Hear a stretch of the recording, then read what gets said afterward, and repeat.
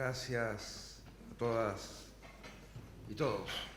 Muchas gracias por la oportunidad de dirigirme a ustedes y de repasar con ustedes los principales temas de la agenda interamericana, de la agenda del continente, de los problemas estructurales que enfrentamos, de las crisis políticas a las cuales debemos encontrar respuestas y soluciones.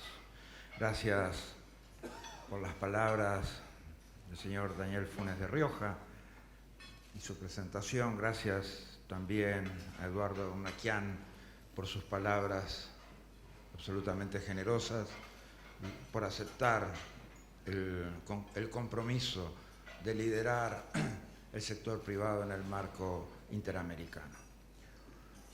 La importancia de la democracia en el continente tiene dos aspectos fundamentales que debemos tener en cuenta permanentemente. El primero, el de las libertades cívicas y políticas que permiten a la ciudadanía la mejor posibilidad de participar, que permiten a la ciudadanía crear las mejores condiciones de trabajo y de productividad dentro del país y de amalgamar y llevar adelante las iniciativas dentro del sistema político, dentro del sistema de la sociedad en la cual se desarrolla. Y las instituciones, que son el instrumento fundamental para responder a las aspiraciones de la ciudadanía, resolver sus problemas y a la vez permanentemente demostrar su eficiencia. La democracia es un instrumento esencial del desarrollo en este continente. Si vemos nuestro continente, las mejores democracias son las que mejores condiciones de desarrollo tienen, las que garantizan mejores condiciones de acceso a derechos y equidad, las que garantizan mejores condiciones de seguridad.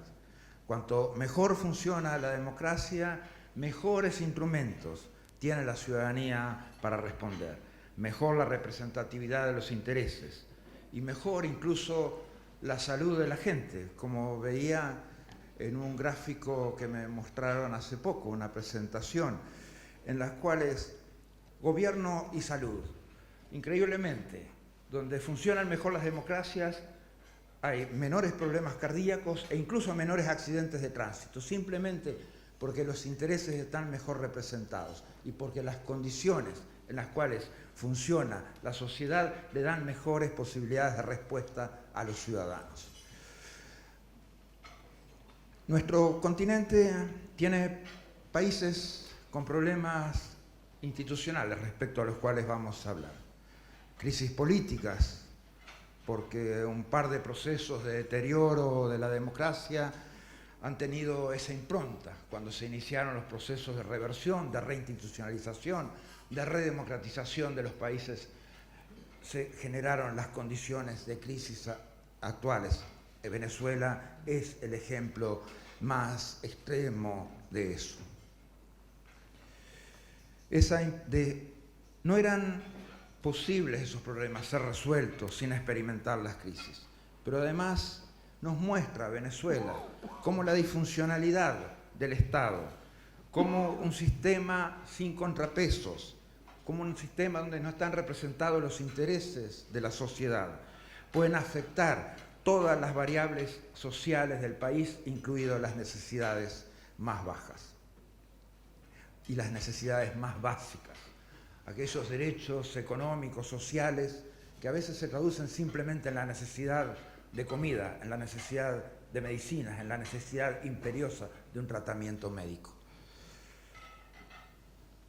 Nada de lo que diga hoy acá, como rioplatense lo digo, refiere a la República Argentina, ni directa ni indirectamente. Eso creo que es importante dejarlo claro en un principio. Ustedes están ya inmersos en un proceso electoral y definitivamente no quiero que surja de aquí ninguna interpretación al respecto. En nuestro continente se necesita de más libertad, pero acompañada siempre de más responsabilidad de todas y todos, especialmente de las instituciones y del sistema político, porque deben ser eficientes, porque deben dar respuestas a la ciudadanía. La relación entre el sector privado y el Estado no ha sido una sin drama en la región. Se asume que mucho Estado significa menos sector privado. Se asume que mucho más sector privado implica menos Estado. Ambas suposiciones son falsas. Se necesita mejor Estado, uno eficiente y transparente, y se necesita más iniciativa privada y actividad económica, pero una responsable, honesta y consecuente con el entorno donde opera. La presencia de uno no significa la ausencia del otro, al menos si queremos una región próspera, no por ratos y con periodos de booms económicos, sino de forma sostenida. El Estado no puede ser una carga, y los proyectos del sector privado funcionan mejor en el marco de un proyecto común que les da aire, les da energías y les da fuerzas. Hay mucha estigmatización de un lado y del otro y viceversa. Hay muchos mitos, pero también realidades notables sobre la relación entre el sector privado y el Estado. Las tensiones se pueden administrar mejor en el marco de un esfuerzo público eficiente y de un sector privado pujante. Si no funciona ninguno de los dos, estamos en crisis. Si funciona uno solo de los dos, probablemente también. Las tensiones, además, son esperadas, porque América Latina continúa siendo la región más desigual del planeta. En este entorno, a veces, pareciera que el sector privado, en especial de la gran empresa latinoamericana, es un mundo distinto al del sector público. Para su información, para la información de todos, integran exactamente el mismo mundo. Pero la responsabilidad también aplica, y en grado mayor, al Estado, porque los ingresos fiscales se deben utilizar de forma transparente y eficiente. La experiencia en el continente nos muestra todos los problemas que tenemos al respecto. La prueba más clara es el destape de casos de corrupción de alto nivel en los años recientes. En el caso de la corrupción, que es la expresión máxima de la irresponsabilidad, ocurre por el lado de la demanda, el que se deja corromper, y por la oferta, quien ofrece corromper. Los sobornos de Odebrecht no hubieran sido negocios sin su respectiva acogida en el sector público y político del continente. Pero Odebrecht es muy pequeño en términos de la corrupción generada por el sistema venezolano. Si vemos todas las coimas que repartió Odebrecht en 15 años, en todas partes, llegan a 800 millones de dólares.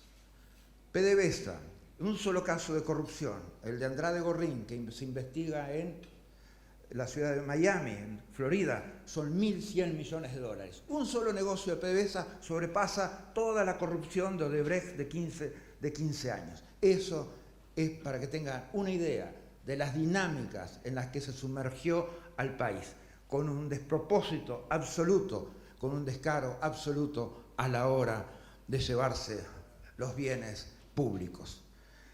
La distancia entre América Latina y Andorra, en cuya banca privada fluyeron las comisiones ilegales del caso de Brecht, se achicó fácilmente gracias a las decisiones inmorales de servidores públicos y empresarios.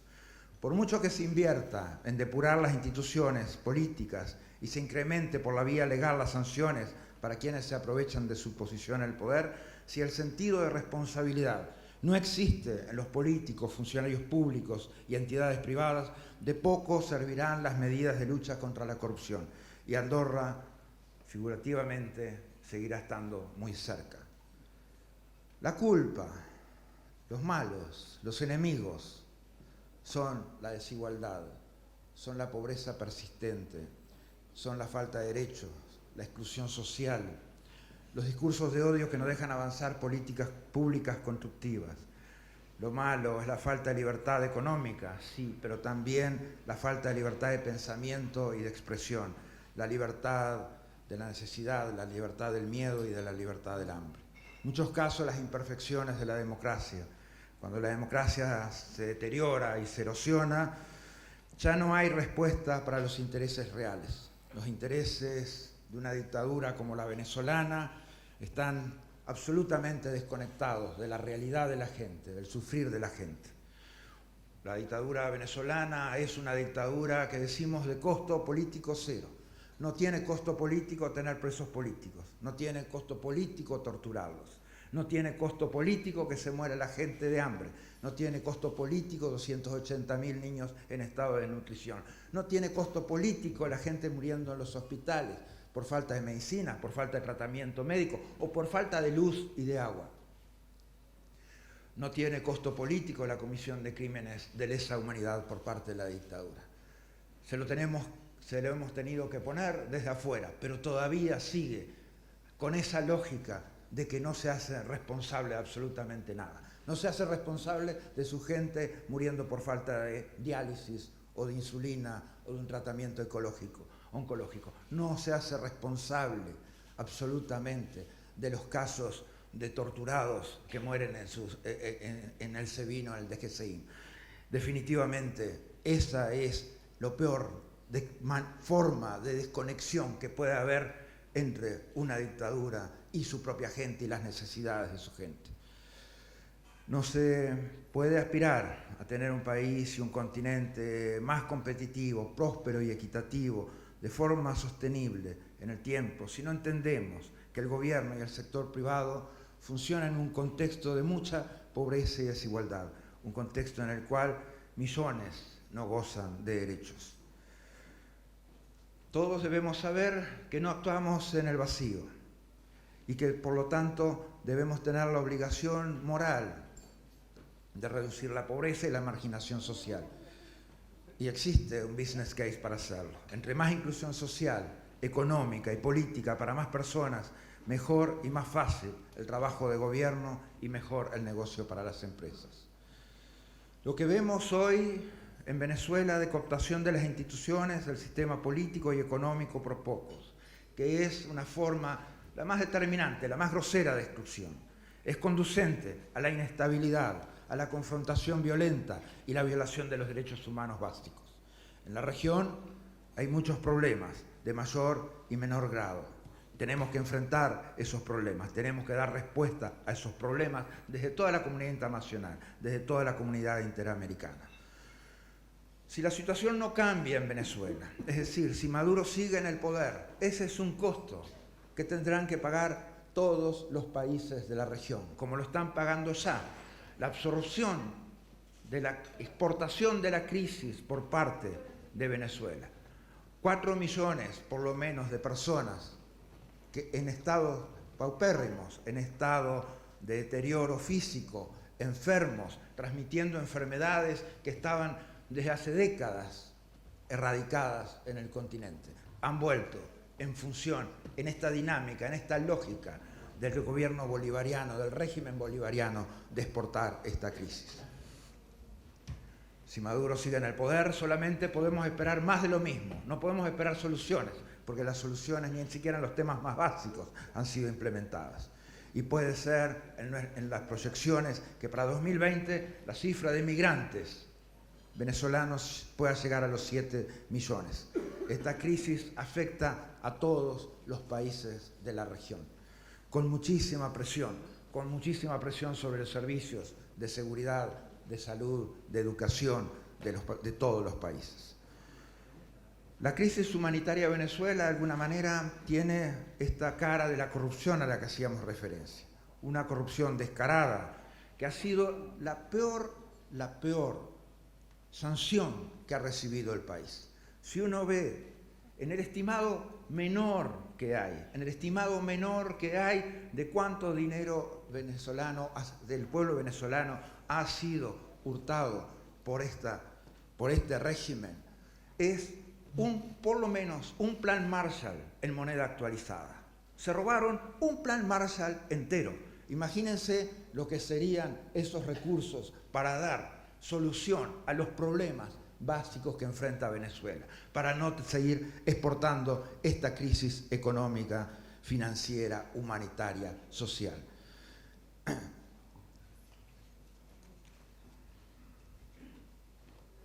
Venezuela es uno de los países más corruptos del planeta y su enorme riqueza petrolera y minera está siendo expoliada sistemáticamente por los usurpadores, por las Fuerzas Armadas, por grupos criminales que operan con el consentimiento del gobierno. La gravedad de esta crisis humanitaria se ha convertido en la estrategia más amplia de represión en el país, se ha convertido en un arma de las condiciones de vida sumamente deterioradas en Venezuela, utilizando los pocos suministros posibles para recompensar a aquellos que son activamente fieles al régimen y reteniendo como castigo los recursos de quienes consideran sus enemigos. La segunda peor sanción que sufre Venezuela es la sanción que le impone Cuba. Los 40.000 barriles diarios que Cuba saca de Venezuela es una sanción durísima, de la cual no hay posibilidades reales del sistema político, de la sociedad entera, de absorber ese costo que lo paga por la presencia de 22.000 cubanos que realizan tareas de represión, tareas de inteligencia, de documentación civil, de tortura. Eso definitivamente es improcedente en todos los términos e inaceptable.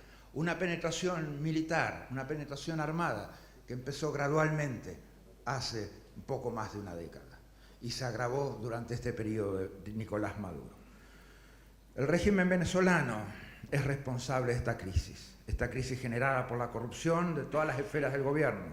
Es el resultado directo de acciones inhumanas por parte de líderes que no les importa el sufrimiento de su gente, permitiendo que sus ciudadanos y ciudadanas mueran de hambre y enfermedades prevenibles.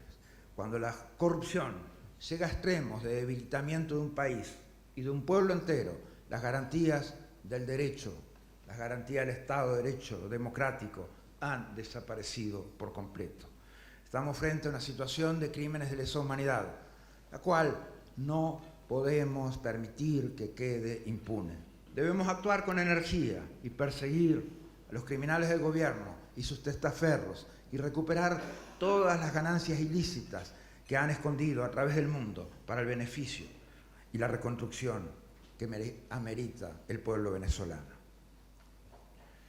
No podemos permitir discursos de polarización, no podemos llevar la desconfianza dentro del sistema político, ni podemos tener desconfianza entre el sector público y privado. Debemos generar permanentemente las condiciones mutuas de respeto y de funcionamiento conjunto. La línea que divide al sector privado y el gobierno es tenue. Existe un traslape en muchos casos de élites políticas y élites económicas, de funcionarios, de trabajadores, permanentemente. Pueden ser informales, pueden ser de otro tipo. Definitivamente hay políticos que después de formar parte de un gobierno hacen uso de los revolving doors para emprender sus propias empresas y hacer cabildeo. Desde el punto de vista positivo también hay traslapes. Las alianzas públicos-privadas son mecanismos que facilitan la inversión sobre la base de una clara regulación que ponga los intereses de los consumidores primeros. La experiencia y know-how del sector privado de la mano del interés público generan una ecuación beneficiosa para todos.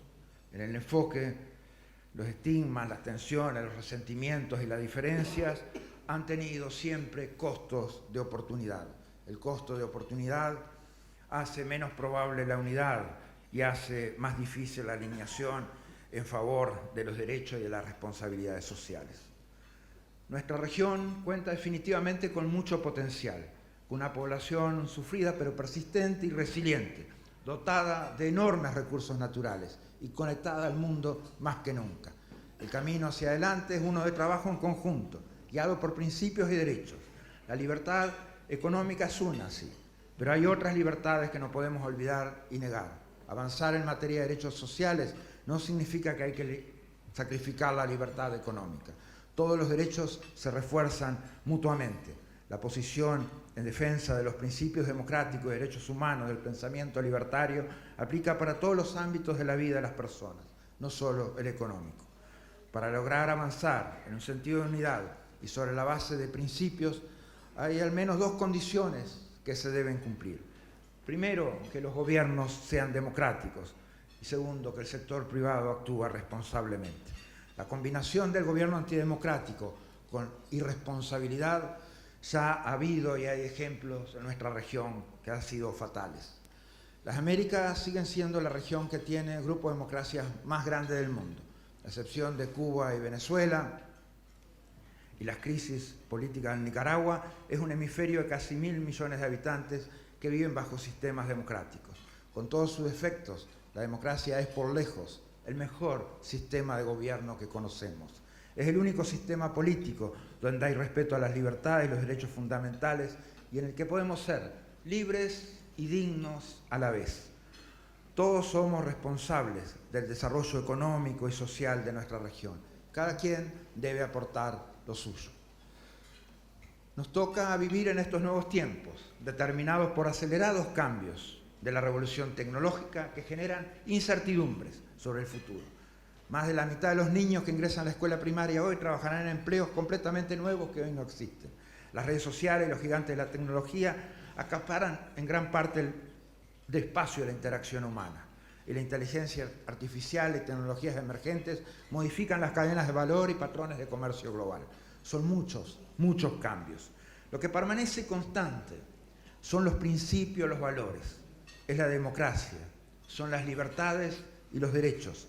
Sobre esta guía moral es que el trabajo conjunto del sector privado y público deben de estar alineados. Viktor Frankl, sobreviviente del Holocausto, dijo en su libro Man's Search for Meaning: la libertad no es la última palabra, la libertad es solo parte de la historia y mitad de la historia que continúa. Definitivamente, él hablaba de poner una estatua de la libertad como existe en el este y una estatua de la responsabilidad en el oeste. Muchas gracias.